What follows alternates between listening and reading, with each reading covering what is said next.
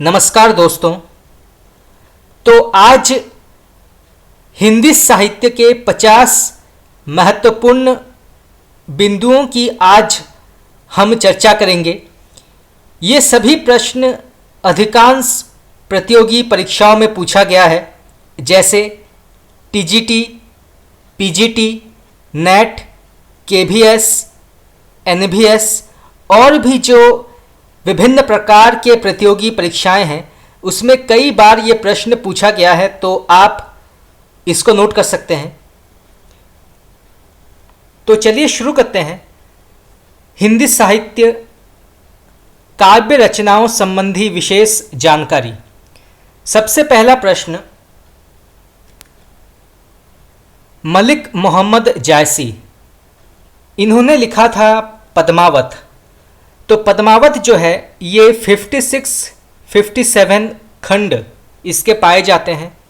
उसके बाद आता है बीसल देव रासो, जिसके लेखक हैं नरपति नालह।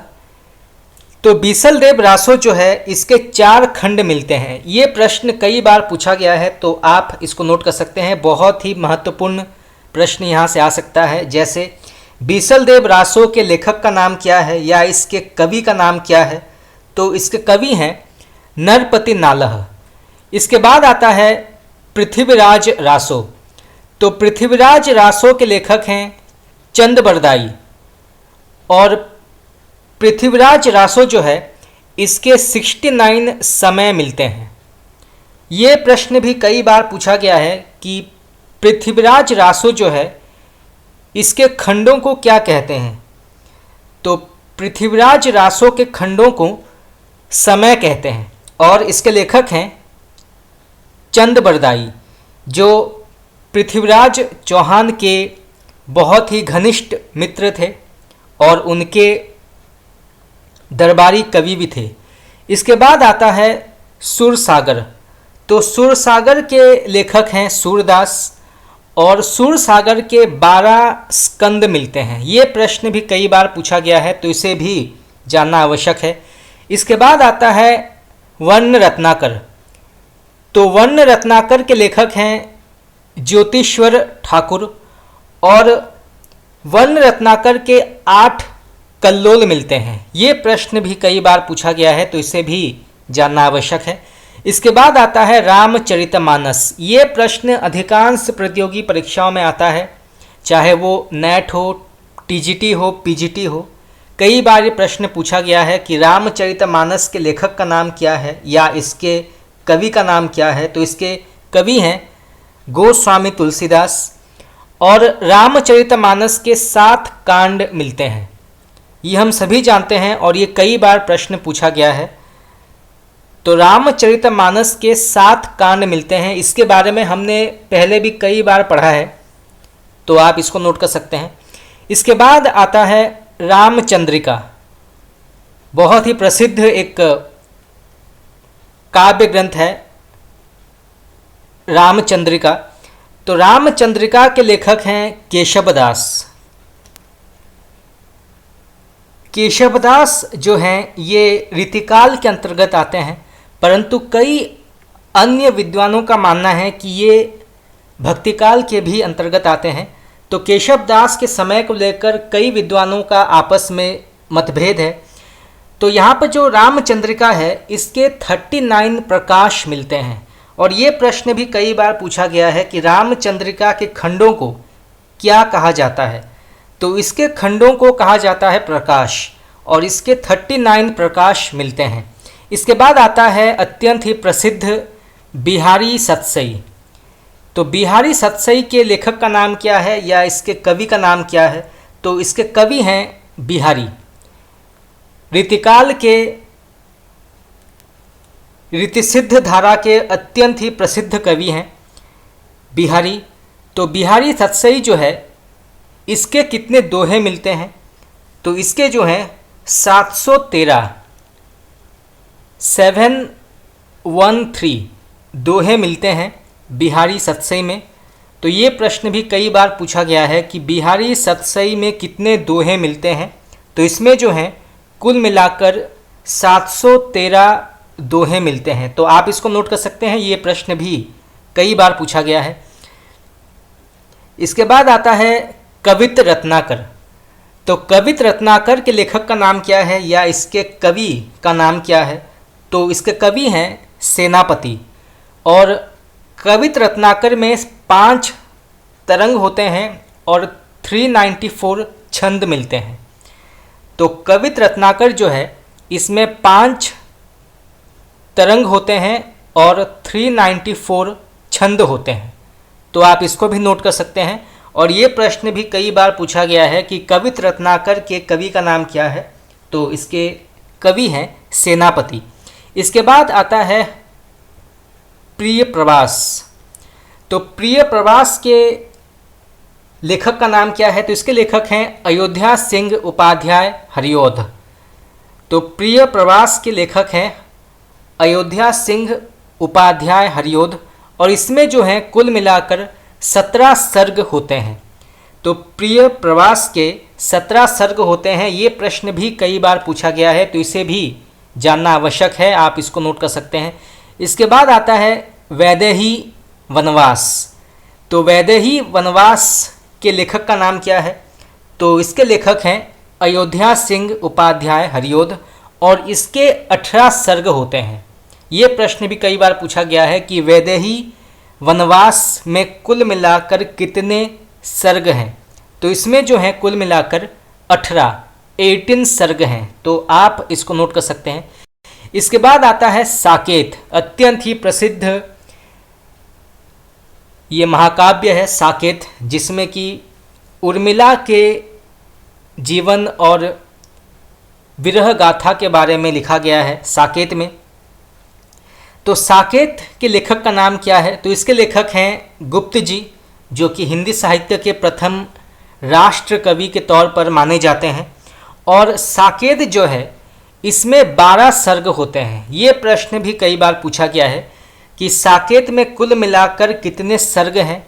तो इसमें जो है 12 सर्ग मिलते हैं और इसके लेखक का नाम है मैथिली शरण गुप्त, जो कि हिंदी साहित्य के पहले राष्ट्र कवि के तौर पर माने जाते हैं। तो इसे भी जानना आवश्यक है, यहाँ से कई प्रकार के प्रश्न आ सकते हैं। इसके बाद आता है कामायनी।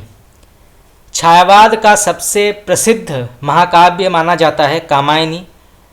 तो कामायनी में कितने सर्ग हैं और इसके लेखक का नाम क्या है? तो कामायनी में कुल मिलाकर 15 सर्ग होते हैं और इसके लेखक का नाम है जयशंकर प्रसाद।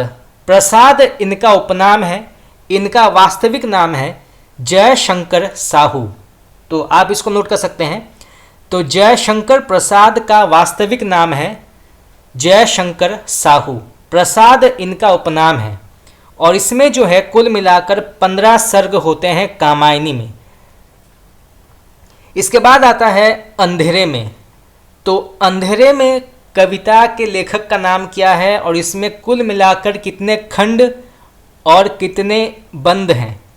तो अंधेरे में कविता के लेखक का नाम है मुक्तिबोध और इसमें 8 खंड और 71 बंद होते हैं। तो आप इसको नोट कर सकते हैं। तो अंधेरे में कविता में 8 खंड होते हैं और 71 बंद होते हैं और इसके लेखक का नाम है गजानन माधव मुक्तिबोध। इसके बाद हम कुछ और महत्वपूर्ण बिंदुओं के बारे में पढ़ते हैं। 19वीं सदी में जन्मे प्रमुख साहित्यकार।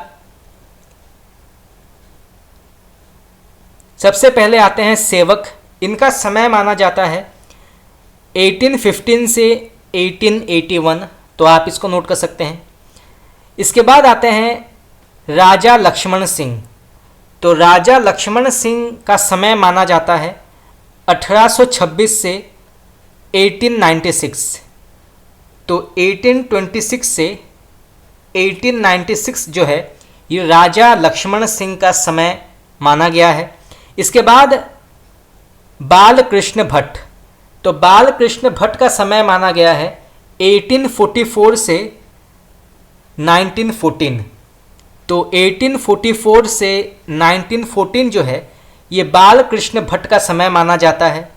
इसके बाद आते हैं सुधाकर द्विवेदी।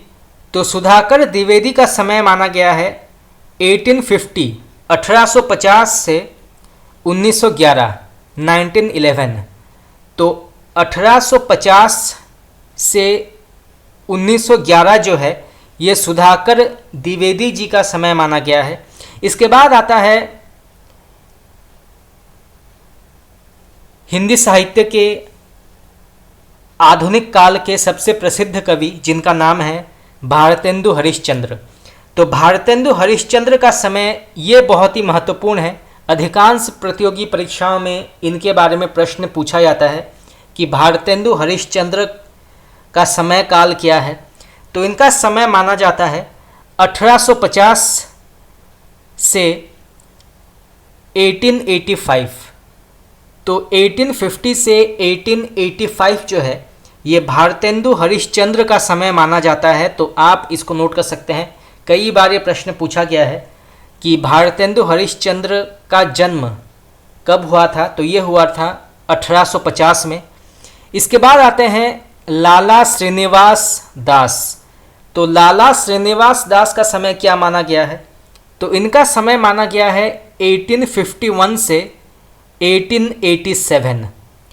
तो 1851 से 1887 जो है ये लाला श्रीनिवास दास का समय माना गया है। तो इसे भी जानना आवश्यक है, आप इसको नोट कर सकते हैं। इसके बाद आते हैं बद्री नारायण चौधरी प्रेमघन। तो बद्री नारायण चौधरी प्रेमघन इनका समय कब से कब तक माना गया है। तो इनका समय माना गया है 1855 से 1923। तो 1855 से 1923 जो है ये प्रेमघन का समय माना गया है। तो आप इसको नोट कर सकते हैं। इसके बाद आते हैं प्रताप नारायण मिश्र। ऐसा माना जाता है कि भारतेंदु काल में भारतेंदु हरिश्चंद्र के बाद अगर दूसरा सबसे बड़ा कवि कोई है तो वो है प्रताप नारायण मिश्र। तो इनका समय भी जानना आवश्यक है और कई बार परीक्षाओं में जो है इनके बारे में प्रश्न पूछा गया है। तो इनका समय काल क्या है।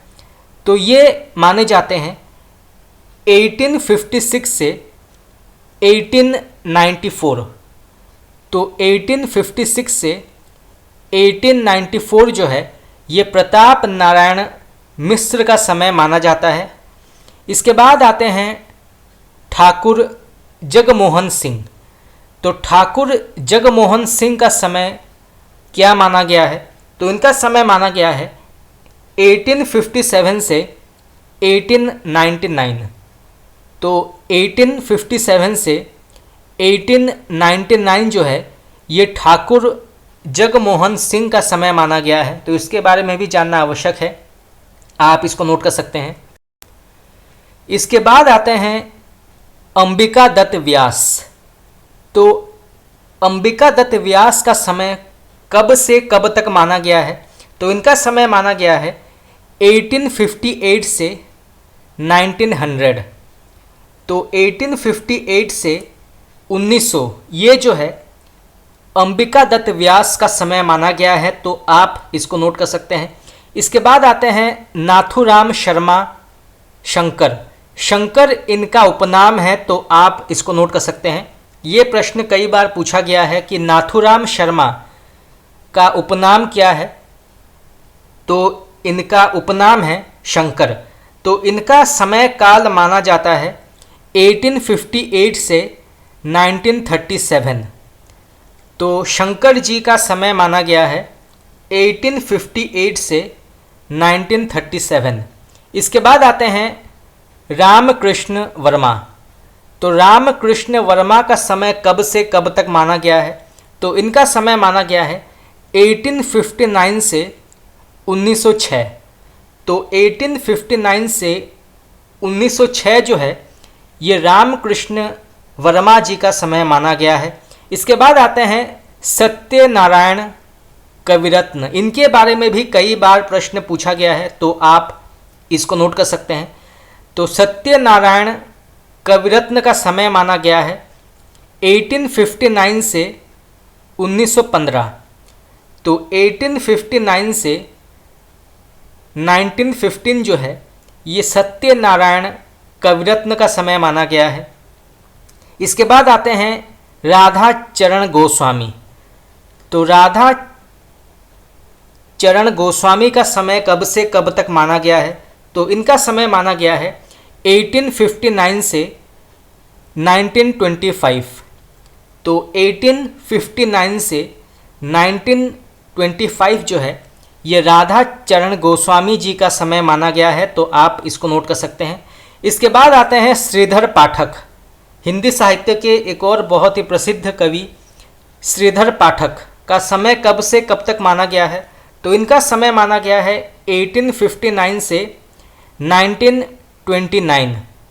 तो 1859 से 1929 जो है ये श्रीधर पाठक जी का समय माना गया है। इसके बाद आते हैं द्विवेदी काल के सबसे प्रसिद्ध कवि महावीर प्रसाद द्विवेदी।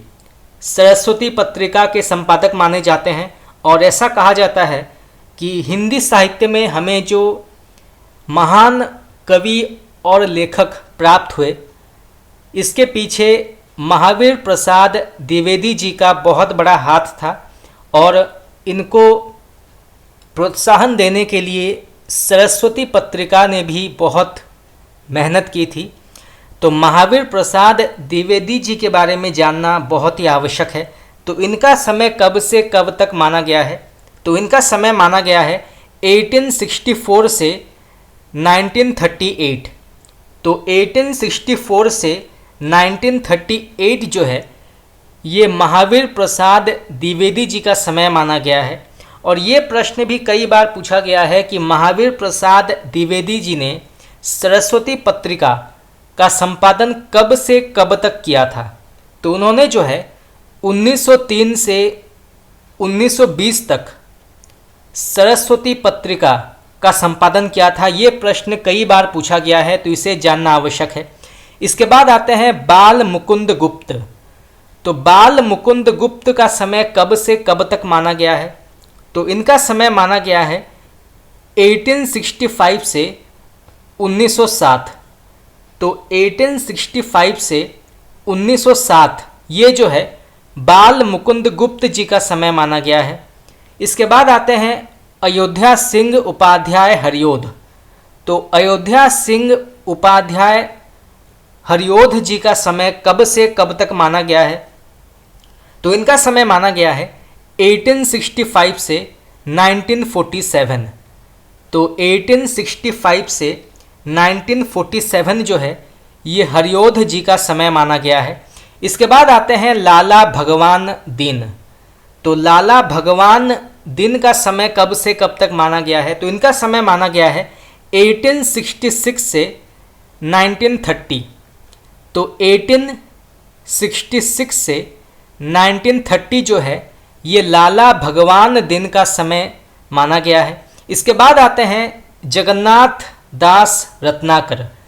तो जगन्नाथ दास रत्नाकर का समय कब से कब तक माना गया है? तो इनका समय माना गया है 1866 से 1932।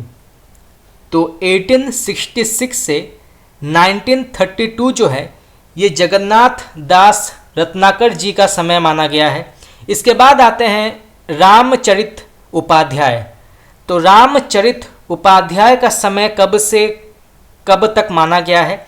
तो इनका समय माना गया है 1872 से 1943। तो 1872 से 1943 जो है ये रामचरित उपाध्याय जी का समय माना गया है। इसके बाद आते हैं डॉक्टर श्याम सुंदर दास। तो डॉक्टर श्याम सुंदर दास जी का समय कब से कब तक माना गया है? तो इनका समय माना गया है 1875 से 1945। तो 1875 से 1945 जो है ये डॉक्टर श्याम सुंदर दास जी का समय माना गया है। इसके बाद आते हैं मुंशी प्रेमचंद। हिंदी साहित्य के कवि सम्राट भी माने जाते हैं, या इनको उपन्यास सम्राट भी कहा जाता है। हिंदी साहित्य का उपन्यास सम्राट ये मुंशी प्रेमचंद जी को कहा जाता है। तो मुंशी प्रेमचंद जी का समय ये बहुत ही आवश्यक है जानना। कई बार प्रतियोगी परीक्षा में पूछा गया है कि मुंशी प्रेमचंद जी का समय क्या है। तो इनका समय माना गया है 1880 1880 से 1936 1936। तो 1880 से 1936 जो है ये मुंशी प्रेमचंद जी का समय माना गया है। इसके बाद आते हैं सरदार पूर्ण सिंह। तो सरदार पूर्ण सिंह का समय कब से कब तक माना गया है? तो इनका समय माना गया है 1881 से 1939। तो 1881 से 1939 जो है ये सरदार पूर्ण सिंह का समय माना गया है। इसके बाद आते हैं चंद्रधर शर्मा गुलेरी, जिन्होंने लिखा था बहुत ही प्रसिद्ध कहानी उसने कहा था। प्रथम विश्व युद्ध के बारे में कहा गया है इस कहानी में। तो चंद्रधर शर्मा गुलेरी, इनका समय कब से कब तक माना गया है? तो इनका समय माना गया है 1883 से 1922 1922। और यहाँ से प्रश्न ये भी आ सकता है कि चंद्रधर शर्मा गुलेरी या चंद्रधर शर्मा का उपनाम क्या है? तो इनका उपनाम जो है वो गुलेरी माना गया है, और ये प्रश्न कई बार पूछा गया है, तो आप इसको नोट कर सकते हैं। तो दोस्तों आज के लिए इतना ही। आज हमने जो है हिंदी साहित्य के कुछ 50 महत्वपूर्ण प्रश्न उत्तर की चर्चा की। आगे हम इसको और भी विस्तार से पढ़ेंगे, और भी जो प्रश्न उत्तर हैं जो विभिन्न प्रकार के प्रतियोगी परीक्षा में पूछे गए हैं उनके बारे में भी हम चर्चा करेंगे, जो कि बहुत ही महत्वपूर्ण जो परीक्षाएं हैं, चाहे वो नेट हो, टीजीटी हो, पीजीटी हो, केवीएस, एनवीएस और भी जो परीक्षाएं हैं उनके बारे में हम चर्चा करेंगे। परंतु अगर आपने अभी तक मेरे पहले के क्लासेस नहीं देखे हैं तो आप जाके देख सकते हैं। हमने कई प्रश्न उत्तर की चर्चा की है। हमने कई मैराथन क्लासेस किए हैं जिसमें 1000, 2000, 5000 प्रश्न उत्तरों की हमने चर्चा की है। इसके अलावा हमने हिंदी ग्रामर से भी जुड़े कई महत्वपूर्ण जो विषय हैं, चाहे वो पर्यायवाची हो, विलोम शब्द, तत्सम, तद्भव, मुहावरे, लोकोक्तियों की चर्चा हमने की है। तो अगर आपने अभी तक नहीं देखा है तो आप जाके देख सकते हैं। तो दोस्तों आज के लिए इतना ही। अगर आप लोगों को मेरा क्लास अच्छा लगा तो आप मुझे कमेंट करके बता सकते हैं। आपका बहुत बहुत धन्यवाद।